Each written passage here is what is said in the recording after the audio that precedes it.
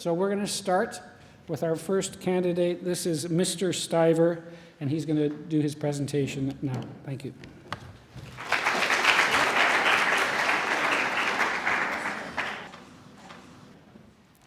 Looking back on my life, I've had so many different passions. Soccer, ultimate, hockey, and so many more things have come in and out of my life. But I've had one passion that has stayed with me through thick and thin, something that I've always enjoyed. That passion is cooking. Hello, I'm Hudson Stiver, and welcome to my Masterworks presentation entitled Tasting the World, the Making of a Cookbook. Now, I've been around food ever since I was young. Key memories of my childhood revolved around food. I remember being a toddler and only being allowed to watch the Food Network. I remember at the same age making salad dressings for my family and going grocery shopping with my dad. Food was the centerpiece of my childhood, and as I became older, my love for it only continued to grow. By the time I was 6 to 12, I began to cook full meals for my family and began to learn new culinary techniques. People loved my cooking almost as much as I did, and that gave me more confidence that I was doing the right thing. When I was 13, the highlight of my culinary journey happened. I auditioned and got onto Food Network Canada's #1 culinary competition show, Chopped Canada. Now, Chopped had been my favorite show for a while, so the fact that I was actually competing on it gave me a variety of emotions. Fear, anxiousness, excitement, and other emotions were what I felt walking into the Chopped Canada kitchen. Before I get into too much detail, though, let me give you a bit of background info on Chopped. So in each episode of this series, 4 chefs, or junior chefs in my case, compete in front of an all-star rotating panel of 3 of Canada's top chefs. The chef competitors race against the 30-minute time frame to turn 4 of their mystery ingredients from their mystery baskets into an extraordinary 3-course meal. These ingredients range from tough to easy to weird. You just don't really know what you're going to get. After each course, the judges decide which competitor is going to be chopped from the competition until only the winner remains. In this competition, I got to experience all 3 rounds. I got to cook with orange cauliflower, fromage blanc, blackcurrant jam, and Jamaican patties in the appetizer round. And I didn't get chopped.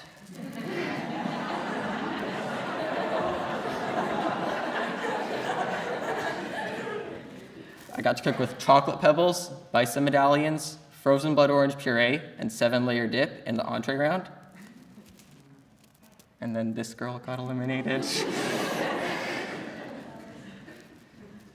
And finally, I got to cook with tonka beans, gulab jamun, which is an Indian donut of sorts, margarita hot sauce, and mandarin oranges in the dessert round. But although I competed in all 3 rounds, I ended up falling a bit short, and I got chopped after the dessert round. It was disappointing to come so far and then lose at the very end. However, I'm extremely grateful for this opportunity, as it gave me a new sense of confidence and ultimately a new view and goal for my cooking and overall lifestyle. This experience really helped me expand and reignite my passion for cooking in multiple ways. First of all, I got a job at the Bowen Island pub. Then the pictures of food that I posted on social media started to get a lot more attention. I even got a couple of catering jobs for family friends. But I decided to take my passion for cooking one step further. I decided to make something that would help not only me, but the people all around me. Something that would inspire everybody to start cooking themselves. For my Masterworks in my grade 9 school year, I decided that I would be making a cookbook. So why did I choose to make a cookbook? My ultimate goal in writing this cookbook is to inspire other kids my age to get into the kitchen and cook. Cooking is an essential life skill, and in my opinion, the younger you learn, the better. When I was thinking of how I could inspire kids my age to start a culinary path of their own, and how I could help them improve their skills in the kitchen, I could think of only one thing to do: make a cookbook. I've loved flipping through the pages of cookbooks all my life. Each of my food idols has taught me their respective skills through their cookbooks. If they can make a cookbook, then why can't I? There's only one question: what would it be about? Now, going back to my childhood, one of the things I loved to eat was finger foods. I loved being able being able to be uncivilized, to pick up the food with my hands and not have to worry about the mess. As the years went on, I began to realize the other traits I admired about finger foods, such as the different flavors, the different complexities, and the cultural diversity. They all really appealed to me and made finger foods interesting for me. So I decided that finger foods would be the topic of my cookbook. But what about finger foods appeals to people my age? I can think of 3 reasons as to why finger foods would appeal to someone my age. 1, because they can be either simple or complex. Finger foods can be easy to make, like banana chips, or more challenging, such as churros. Because these foods range in difficulty, they can appeal to beginner chefs as well as to more advanced cooks, which makes it so my cookbook appeals to cooks of varying abilities. Secondly, finger foods are great party foods. I think that learning how to make your own finger foods is a good idea for situations like this, because you know what's in the food you're making, and you can make your own variations of these finger foods so it'll appeal to your friends. It will probably make the food, and the party for that matter, more enjoyable. And finally, finger foods are fun.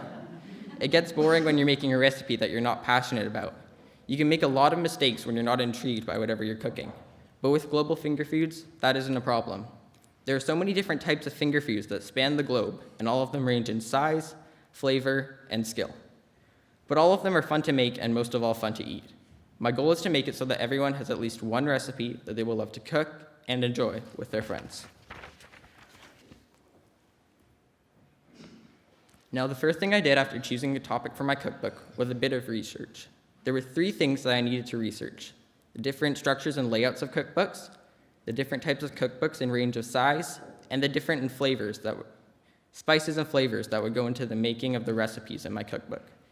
To find out more information about different types of cookbooks, I looked at my own collection as well as my advisor Park Heffelfinger's collection of cookbooks. The main thing that differed from all of these was their overall appearance, both structurally and in their language.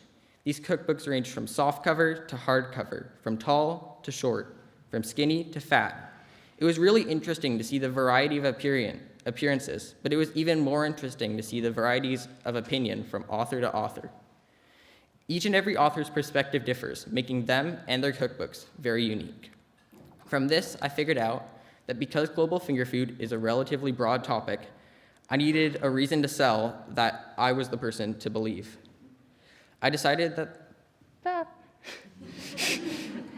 the reason I would sell to the people who would read my cookbook would be because I've grown up in such a culturally diverse city, Vancouver. I've tried most of these dishes, and I have a good idea of what happens in each country's food to make it unique and culturally different. The second thing I had to research was the different flavors and spices that go into each continent's cuisines. Here are the 3 most common flavors that I found for each continent. For Asia, I found that the 3 most common flavors were soy sauce, garlic, and ginger. For North America, I found black pepper, mustard, and mixed seasonings. For South America, I found cilantro, chilies, and lime. For the Middle East, I found coriander,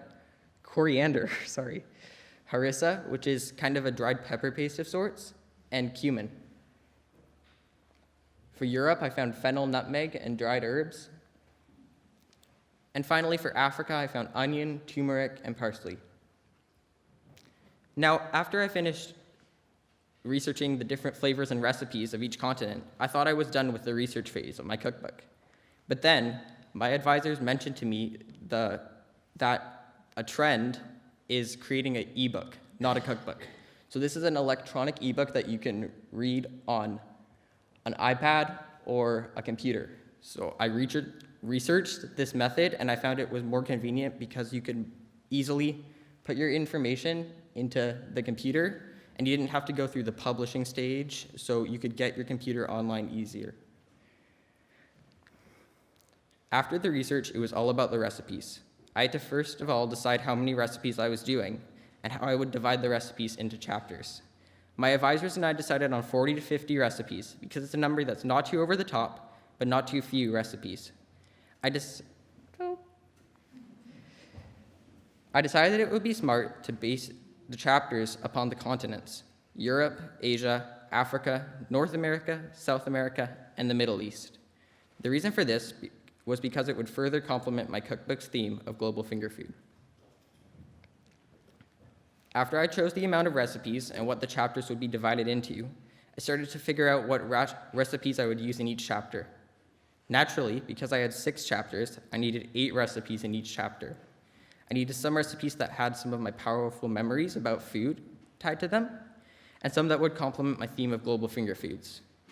I already had some recipes that I knew I was going to include in my cookbook, and some recipes that I was on the edge of including, but I definitely needed to test some new recipes that I hadn't tried before, because even with some of my recipes decided on, I didn't have enough to make 48 recipes. So how did I go about the process of testing recipes? Well, I started by making a short list of about 10 to 15 recipes for each continent. I chose these recipes based off of how creative they were, how well they would fit the theme of global finger foods, and how much I personally liked them. I then narrowed the short list down to 8 recipes by cutting out my least favorite ones, or the ones that didn't really fit my theme. I would test these 8 recipes in my own kitchen, and they would range from successful to unsuccessful. Now, my most successful recipes were my Dutch bitterballen, which are cheesy fried beef and nutmeg fritters, my Chinese pot stickers, which are these crispy Chinese dumplings, and my baleadas, which are Honduran tacos with eggs, beans, cheese, beef, and spices. Others weren't as successful and had to be axed from my shortlist. This included gazpacho, tomato fritters, and traditional pizza. But there was also the recipes that failed on their first time, but I was determined to get right. A key example of this is the arancini. Now, an arancini is an Italian fritter that includes leftover risotto, mozzarella cheese, and beefsteak tomatoes. I was extremely confident that these arancini would be successful on their first attempt, but instead of becoming these beautiful brown cheesy rice balls, they fell apart in the vegetable oil I used to fry them in. It was a real disappointment to see something you've worked on for over an hour just fall apart. You feel like you're kind of crumbling along with it. But I didn't give up, and on the second attempt, the arancini came out much better. Now, typically, I would test out 2 to 3 recipes per day for 3 months, which would be extremely tiring. But all of the stress and tiredness would be replaced with happiness and determination whenever I got a successful recipe. All in all, testing recipes was an extremely long and tiring process at times, but it was a mandatory step for me to take, and it really helped me benefit my cookbook. It helped it become the masterpiece in my eyes that it is today. The next step in my Masterworks process was to take the photos for my recipes. I was planning on having my first photography lesson with my advisor, Jennifer Stamper, but I had a welcome surprise when my dad told me that my first photography lesson had already been arranged with local Bowen photographer, Tobin Ross. Now, Tobin was a family friend, and although I didn't know much about him, I knew that he was a great photographer. He taught me many things in the short period of time we had, such as how to make it so that my dishes were brightened up by natural light, how to use a silver screen or a reflector to give your dishes more light, how to make it so your dish complements the color and size of your food, and how to make the background of your photo complement your dish. This lesson overall taught me a lot about photography and the skills needed to create a successful photo. Oh, it's not done. Okay, the next step of my project was to recreate some of my dishes so that I could take photos of them and put them in my eventual cookbook. The first dish I took a photo of was my Patatas Bravas. Now, keeping in mind what Tobin had taught me, I moved the wooden table I was shooting on over to the big ice glass window in my living room. This window was the biggest window in my house, and I was sure I'd get the most natural light from that window. After I moved the table against the window, I started finding a bowl that would perfectly capture the Spanish essence of my Patatas Bravas. I settled on a small bowl with 2 curved sides. I chose that bowl because it was the perfect size for a tapa, or snack, and yet it wouldn't take away from all the vibrant sauces on my Patatas Bravas. Next up was the actual styling of the food itself.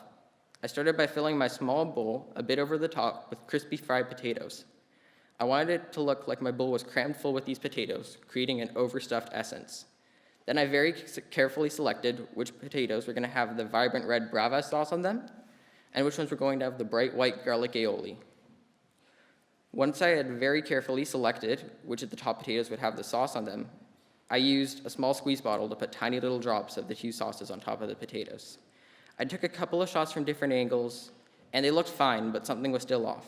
Then it hit me. I had no garnish. I quickly sliced up some leeks, put them on top of my potatoes, and they looked much better. Now, many photos followed this one, some that I loved, some that I hated, some were plain beautiful, and some were just plain ugly. But all of them nonetheless captured the essence of my dishes and made it so that the photo captured was what I intended of the dish. Here's some examples of photos I took. From southern USA, I made some fried chicken bites. I actually have some of those for you guys today. From Venezuela, I made grilled fruit skewers with a mango caramel sauce. From Iraq, I made creamy hummus with garlic naan chips. I have this as well. From Sweden, I made Skagen, which is a Scandinavian shrimp salad with celery and red onion and dill, and it's usually served on a toast like brioche.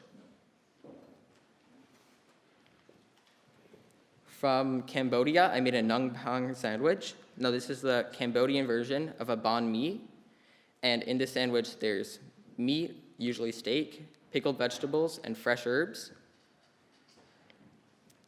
And the final photo that I'm going to show you is my Kamote Fries, which are Philippine version of sweet potato fries that are dusted in sugar. The next step for my cookbook was to find the publishing software.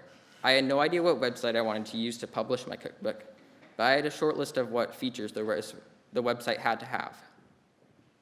First of all, it had to be easily accessible to me, as I already had my recipes written out and most of my ideal photos taken. I basically wanted a software in which I could copy and paste everything that I had up to this point and turn it into some sort of an online cookbook. The software also had to have a couple of good solid reviews so I knew what I was getting into, and had to have a good format.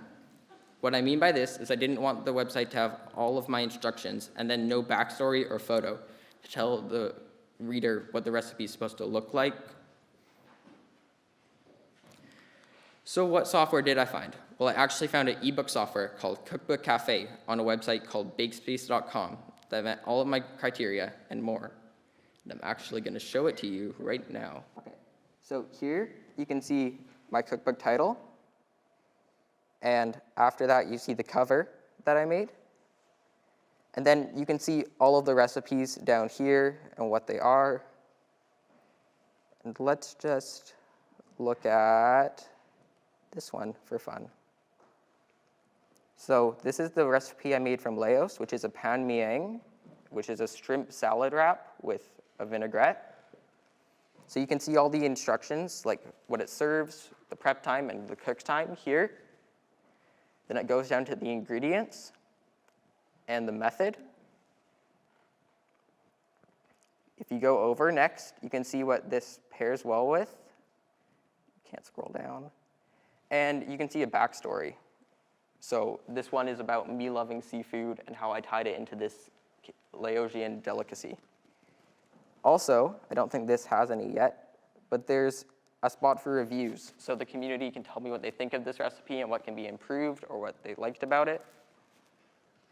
Yeah.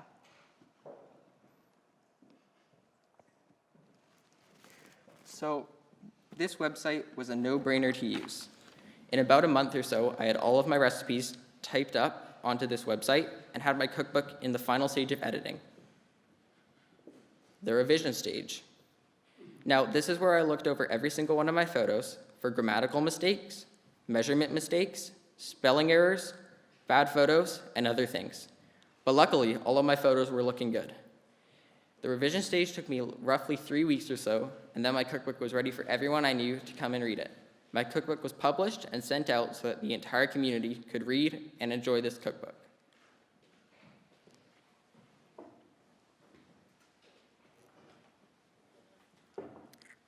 So, to conclude, all in all, I've learned so much more than I ever could have imagined from this project. I learned numerous things that'll help me in my photography and cooking passions for the rest of my life. These include knowing what spices go with each culture, knowing the basic photography techniques that'll help me get the best looking photos, knowing a lot more about how different cultures' views of food differ, and knowing how to publish a cookbook online. But Masterworks also taught me a lot about myself. I learned countless things about myself that I never would have learned without this project. I learned new things that probably don't matter, and I'll forget about them in a month or so. But I learned new things about myself that I probably will never forget and will carry with me my entire life. Although I learned many things about myself during this project, here are the 3 most valuable things I learned. So first of all, throughout this project, I learned that I want to cut down on my meat intake and replace it with fish and veggies and grains. The reason of this is I realized through practically every country's cuisine, animals all around the world are dying, and that doesn't really sit well with me. Like, I don't really like killing something with living emotions. So I tried to replace my meat intake with things like tofu and yeah. Secondly, throughout this project, I've become more confident in myself and my cooking abilities. I've grown a lot since September, and now I can say that I'm fully confident in my cooking abilities and I'm more of a culinary risk taker that will try anything, from getting positive critiques about my food from my advisors, family, friends, and even strangers. I got so much renewed confidence that I don't think will ever leave me. And lastly, I realized through this project that although I love cooking and it'll always be a part of my life, I don't want to go into a career in the culinary industry. The reason is I was easily flustered making this cookbook, and if kitchens are higher stress than that, then I don't think I'd pair well in one. Although I'm always going to cook, contribute to blogs, make cookbooks, and even maybe go on another cooking competition show or two, cooking isn't something I'm ready to dedicate my life to doing as a profession. But all in all, Masterworks was probably one of the greatest things I've done at my time at IPS. Although it's been tough at times, and at times you feel like giving up and throwing in the towel, if you keep trying your hardest and giving this project your all, you'll eventually create something that will not only make you happy inside, but will teach you a lot about yourself and give you a real understanding of the passion you've chosen to look into for the next year. Masterworks was one of the best things I've done in my life, and I can't wait to see what awaits me next in my culinary journey. And before I finish, I have some acknowledgements to give out. First of all, I'd like to thank my external advisor, Park Heffelfinger. Park, you gave me valuable insight at all of my meetings as to what I was excelling in and what I needed to work on. You also edited all of my recipes, and I'm really thankful for that. So you gave me endless opinions as to how I could improve my cookbook in all aspects, and I'm really thankful for this. Secondly, I'd like to thank my other external advisor, Jennifer Stamper. Now, she couldn't be here as she had a really important job gig, but although we didn't get much face-to-face time during this project, she helped me so much in multiple contexts. Probably the part she helped me with most was giving me advice on my photos so they could really stand out and be the best they could be. I owe her a lot. Next, I'd like to thank Tobin Ross for the photography lesson he gave me and for lending me all of the equipment needed to take my photos. I used countless tips he gave me in my photos, and I'm grateful for the time he took out of his busy schedule to come and visit me. Next, I'd like to thank my family. All of you were always interested in my Masterworks project and allowed me to think deeper about my topic by asking me questions and being, or at least seeming, interested in everything I was doing throughout this time. You guys were always eager to help, and I appreciate that. Okay, also, Mom, you were kind of my dish slave throughout this project, so thank you for that. Next, I'd like to thank my class. You guys were with me throughout this project, and I couldn't have asked for a better group of people to share this experience with. You guys gave me so much support throughout this project, and were there to comfort me and take my mind off of what I was doing. If I ever needed help, one of you guys were there. I wouldn't change anything about the class I did this project with. You guys are one of the things that made my Masterworks better. And finally, I'd like to thank probably one of the most helpful people in my Masterworks project, my internal advisor, Laura. Laura, I knew I was taking a risk when I picked a new teacher as an advisor, but the risk paid off. You came through on so many different levels for me. You've done so many things to help my Masterworks improve, like correcting my paper, setting up every single one of my Masterworks meetings, being there when I had a problem that needed solving, or just being there to talk to me. You were so enthusiastic about my topic, and you did what you needed to do to help my project succeed. You've been the ideal advisor, and I'll miss having your advice and company. Thank you doesn't even start to show the appreciation I have for you. And finally, I'd like to thank you guys for coming to my Masterworks project today. Okay, I think I'm finished.